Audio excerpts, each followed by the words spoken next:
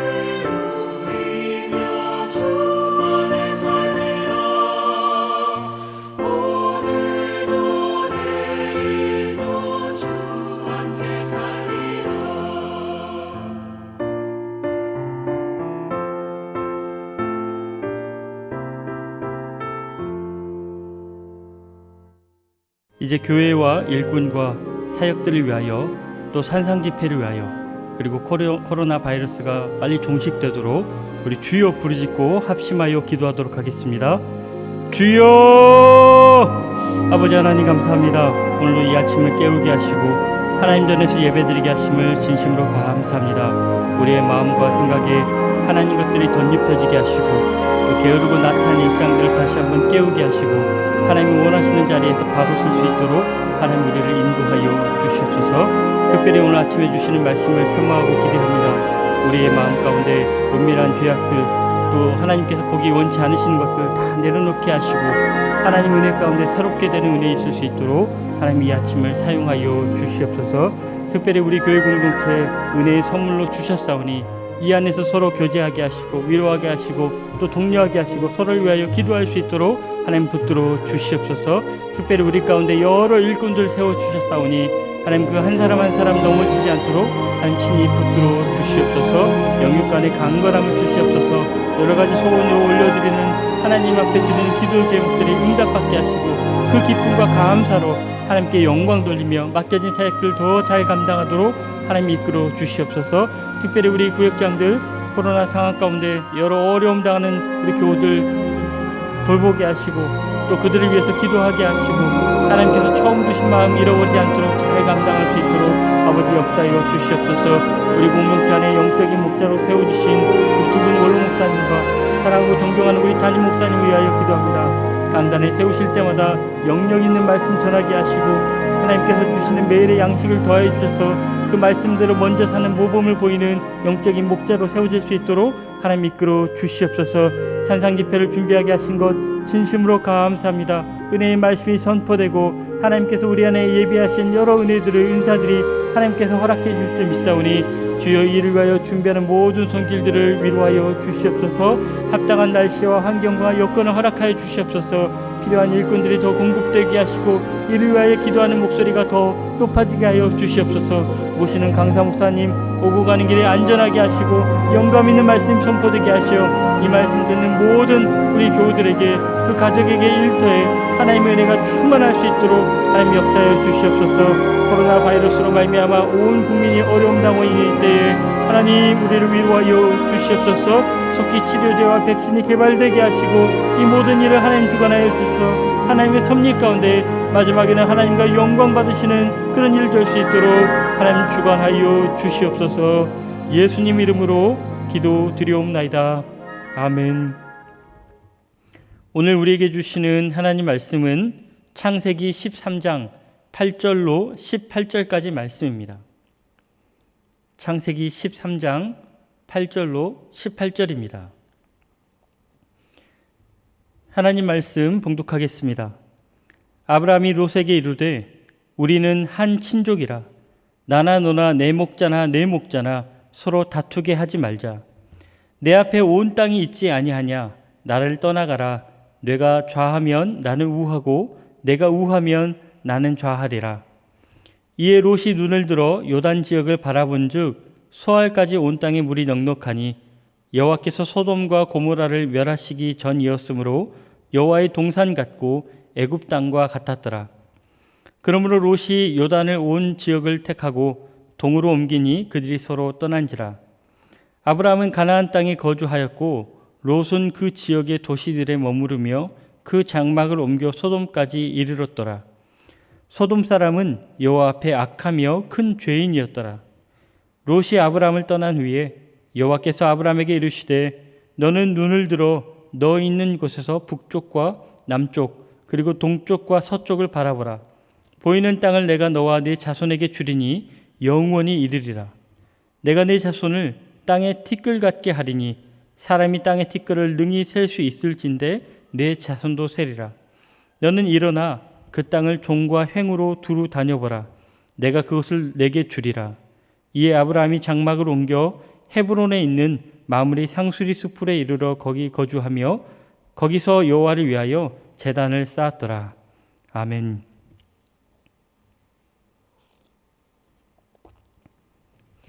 오늘 본문은 아브라함과 롯의 갈등을 다루고 있습니다. 그들의 소유는 늘어났는데 그들이 거주하는 땅이 그들의 양과 소를 다 감당할 수 없었기 때문입니다. 그들이 함께 거주하는 지역은 베델과 아이 사이에 가나안 산지 지역이었습니다. 그래서 4월부터 9월까지는 덥고 건조한 날이 이어지는데 이때에는 풀이 남아있는 고지대로 이동해야만 했습니다. 그리고 10월부터 3월까지는 춥고 습한 날인데 가축들이 풀을 뜯을 수 있도록 다시 저지대로 내려와야만 했습니다. 또한 이 지역은 얼마 전에 극심한 기근에 시달렸습니다. 그래서 아브라함도 이 땅을 피해서 애굽으로 내려갔고 거기서 자기 아내를 누이라고 속이는 큰 실수를 저지르고 지금은 가나안 땅으로 돌아온 상태입니다. 게다가 이 땅에는 아브라함과 롯만 있는 것이 아니었습니다. 7절 말씀을 보면 가나안 사람 그리고 브리스 사람들이 이 지역에서 함께 살고 있었습니다.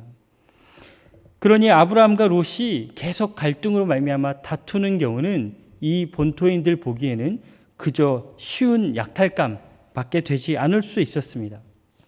고민 끝에 아브라함이 먼저 해결책을 제시합니다. 그 장면이 9절 말씀입니다.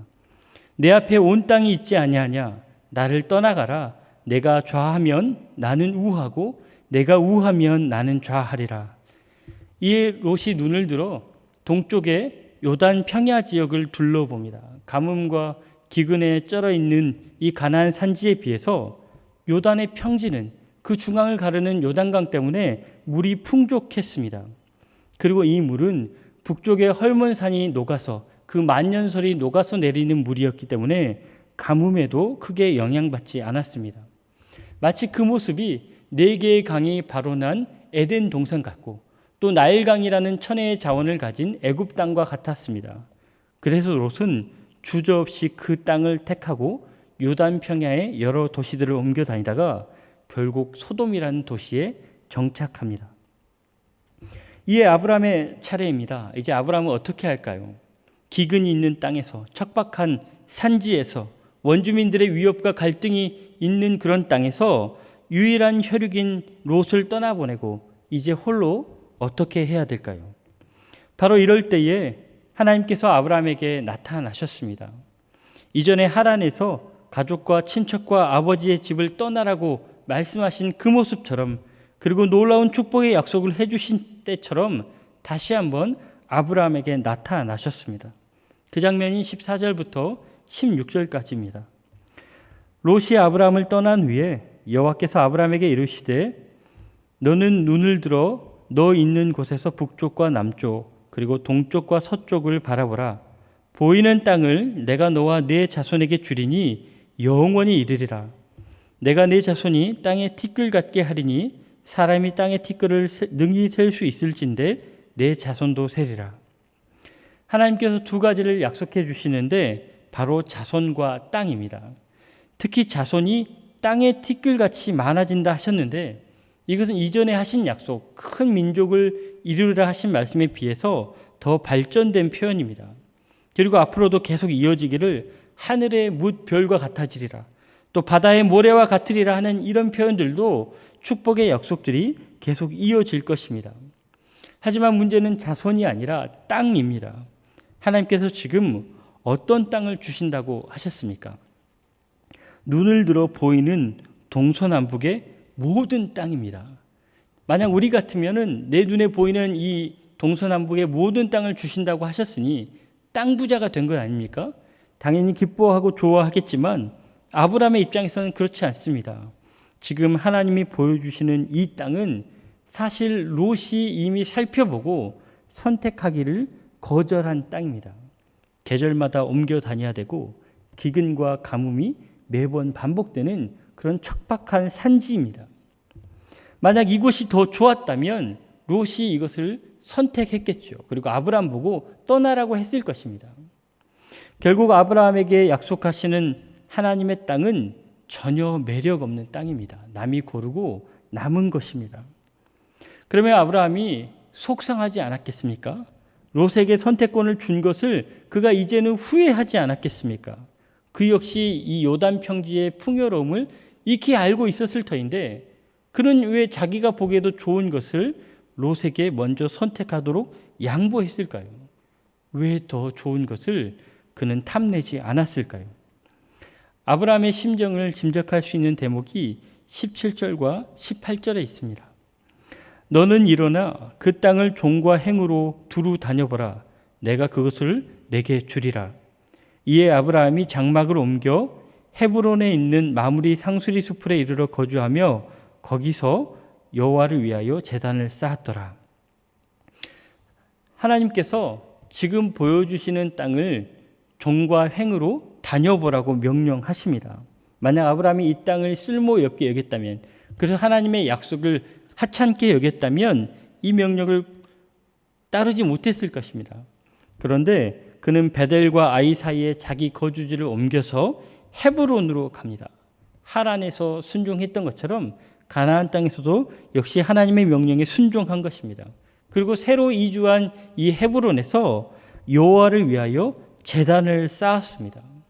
이로 보건대 아브라함은 하나님의 약속을 전적으로 믿었습니다. 자기 눈에 보이는 좋은 땅을 택한 것이 아니고 하나님이 약속으로 주신 땅을 택한 것입니다. 하나님의 약속을 자기의 선택보다 더 중요하게 여긴 것입니다. 여러분, 어떻게 이렇게 할 수 있습니까? 현실적으로 더 좋은 선택을 포기하고 당장의 유익이 전혀 없는 것을 하나님의 약속으로 어떻게 신뢰할 수 있습니까? 우리의 신앙의 고민이 바로 여기 있지 않습니까? 아브라함이 사실 이미 같은 실수를 경험했기 때문입니다. 성경을 한 장 앞으로 오셔서 12장 10절로 12절 말씀을 보겠습니다. 그 땅에 기근이 들었으므로 아브라함이 애굽에 거류하려고 그리로 내려갔으니 이는 그 땅에 기근이 심하였습니다.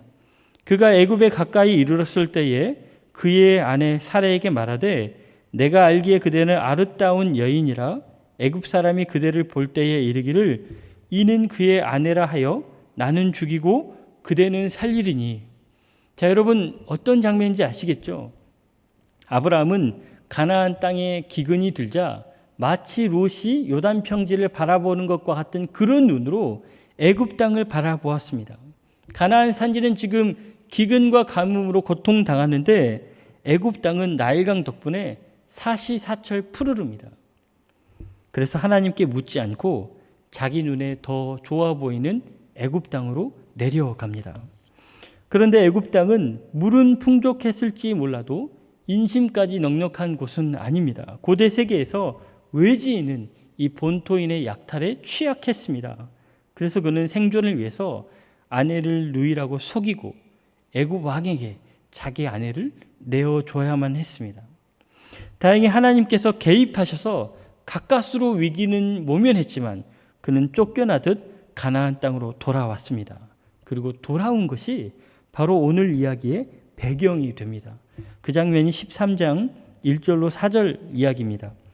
아브라함이 애굽에서 그와 그의 아내와 모든 소유와 롯과 함께 네겝으로 올라오니 아브라함의 가축과 은과 금이 풍부하였더라.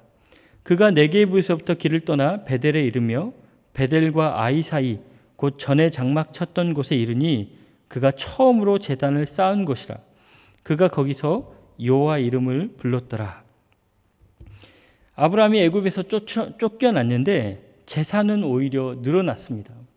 왜냐하면 애굽 사람들이 사례의 일로 말미암아 하나님께 혼이 나고 그리고 아브라함을 재앙의 근원으로 보았기 때문입니다. 재앙을 멈추기 위해서 그에게 마땅한 보상을 해주고 재앙의 근원을 쫓아내버린 것입니다. 출애굽 때도 열 제왕에 혼이 난 이 애굽 사람들이 같은 방식으로 히브리인들을 쫓아냅니다. 자기들의 은금 패물들을 다 주면서 빨리 이 나라에서 나가라고 그렇게 쫓아내었습니다. 덕분에 아브라함과 롯은 부자가 되었고 그리고 이 부자가 된 덕분에 친족 간의 다툼이 갈등이 생겼습니다. 여기서 중요한 점은 그가 애굽에 갔다 와서 오히려 부자가 되었더라 이게 중요한 게 아니고 애굽에 다녀온 뒤에 다시 하나님을 찾았더라 이것이 중요한 핵심입니다. 4절 말씀을 보면 제단을 쌓고 여호와 이름을 불렀다고 합니다. 하나님 앞에 다시 예배하며 하나님께 나아갔다는 겁니다. 그러면 이 예배가 어떤 성격의 예배였느냐? 그가 자신의 실수를 인정하고 회개하며 애굽에서의 실수를 회개하며 하나님 앞에 초심으로 돌아갔음을 의미하는 그런 예배입니다. 그래서 이 예배를 드린 장소도 가나안 땅에 처음 들어왔을 때 첫 제단을 쌓았던 바로 그 장소입니다. 결국 애굽 사건은 아브라함에게 세 가지 자기 한계를 깨닫게 하였습니다. 첫 번째는 그가 상황에 따라 하나님의 약속을 얼마나 빨리 포기하는지 보여줍니다. 기근이 들자마자 애굽 땅으로 내려가 버렸습니다. 두 번째는 그가 인격적으로 얼마나 미성숙한 사람인지도 보여줍니다. 그가 자기 생명을 보존하기 위해서 아내를 다른 사람 품에 맡겼지 않습니까? 세 번째는 하나님보다 그가 세상의 권세를 얼마나 두려워하는지도 잘 보여줍니다. 아브라함의 상대가 그냥 일반 족장이나 촌장이 아니고 애굽의 왕이었지 않습니까? 애굽 사건은 이런 것들을 노골적으로 보여주었습니다. 하지만 이 일을 통해서 오히려 그가 회개하고 초심으로 돌아갔기에 그는 롯과의 갈등에서 성숙한 태도를 보일 수 있었습니다. 가문의 대표로서 우선권을 가졌지만 그것을 조카에게 양보합니다. 롯과 선택권을 경쟁하는 것이 자칫 하나님의 섭리를 거스를 수 있다는 것을 그는 분명히 인지하고 있었습니다. 그래서 롯은 요단 평지의 소돔을 택하고 아브라함은 헤브론의 마무리 상수리 숲을 택합니다. 소돔은 두고두고 멸망과 심판의 상징이 되지만 헤브론은 이스라엘 대대로 정치적이고 종교적인 중심지가 되었습니다. 다윗이 여기서 7년이나 다스릴 정도로 중심지가 되었습니다. 여러분, 누구의 선택이 옳았습니까? 현실적으로 실익이 있고 또 편리한 선택입니까? 아니면 하나님이 주신 것을 믿음으로 받은 것입니까? 하나님은 때때로 우리에게 힘들고 괴롭고 불편한 선택을 강요하실 때가 있습니다. 사실 고를 것이 전혀 없는 선택지를 우리에게 고르라고 주실 때도 있습니다. 또 때로는 선택할 기회조차 주지 않고 내가 원치 않은 바로 그것을 내 삶의 현장에 그저 던져 놓으실 때도 있습니다. 그럼에도 불구하고 여호와 하나님을 믿으십시오. 하나님의 약속을 믿으십시오. 그리고 우리가 선택할 것이 있다면 끝까지 하나님을 의지하기를 여러분 선택하십시오. 바로 그럴 때에 우리가 더 좋은 것이 있음에도 포기한 그것이 바로 가장 좋은 선택이 되는 은혜가 될 줄 믿습니다. 기도하겠습니다. 하나님, 우리의 어리석음을 부끄러운 마음으로 고백합니다. 하나님 의지하고 신뢰하는 것이 가장 좋은 선택임에도 불구하고 매번 우리 육신의 눈으로 또 이생의 안목으로 정욕으로 바라본 그것을 선택하는 우리의 부끄러움을 고백합니다. 이제라도 하나님을 믿으며 하나님의 약속을 믿으며 하나님께만 의지하게 하여 주옵소서. 특별히 오늘 예배 가운데 여러 소원을 가지고 나오신 분들 위로하여 주시고 기도 응답하여 주시고 예배를 위하여 수고했던 모든 수고를 갑절의 은혜로 갚아 주시옵소서. 예수님 이름으로 기도드리옵나이다. 아멘. 하늘에 계신 우리 아버지, 아버지의 이름을 거룩하게 하시며 아버지의 나라가 오게 하시며 아버지의 뜻이 하늘에서와 같이 땅에서도 이루어지게 하소서. 오늘 우리에게 일용할 양식을 주시고 우리가 우리에게 잘못한 사람을 용서하여 준 것 같이 우리 죄를 용서하여 주시고 우리를 시험에 빠지지 않게 하시고 악에서 구하소서. 나라와 권능과 영광이 영원히 아버지의 것입니다. 아멘.